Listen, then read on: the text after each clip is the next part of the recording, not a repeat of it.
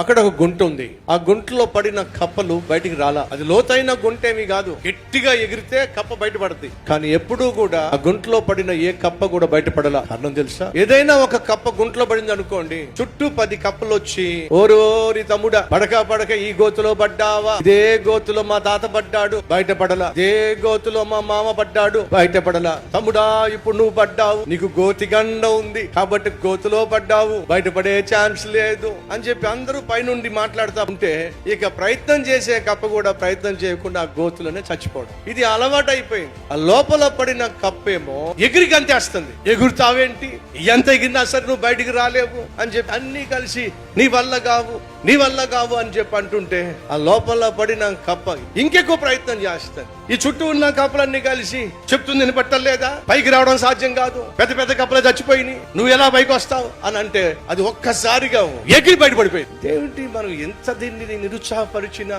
ఇంత మనం దీన్ని బయటకు రాకుండా చేసినా ఇది ఎలా బయటకు వచ్చింది అని చెప్పి వాళ్ళకి అర్థం కాల. తెరా చూస్తే అది చెవిటి కప్ప. చెవిటి కప్పకి వాళ్ళనే మాటలేం వినపట్టల్లా. కానీ ఏం చూస్తుంది తెలుసా?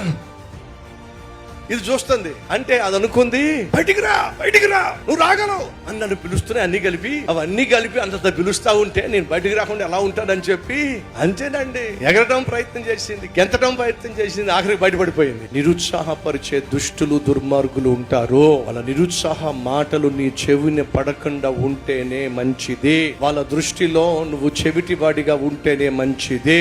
అప్పుడే నీ ప్రయత్నం నువ్వు చేయగలవు, నీ పోరాటంలో నువ్వు గెలవగలవు. నీ జీవితంలో ముందుకు సాగాలి, అనుకున్నది సాధించాలి అంటే చెత్త చెదారం వాగేటటువంటి వాళ్ళ వాగుల్లో నీ చెవిన పడ్డానికి వీలు లేనే లేదు. ఈ రీల్ లైక్ చేయండి, అనేక మందికి షేర్ చేయండి.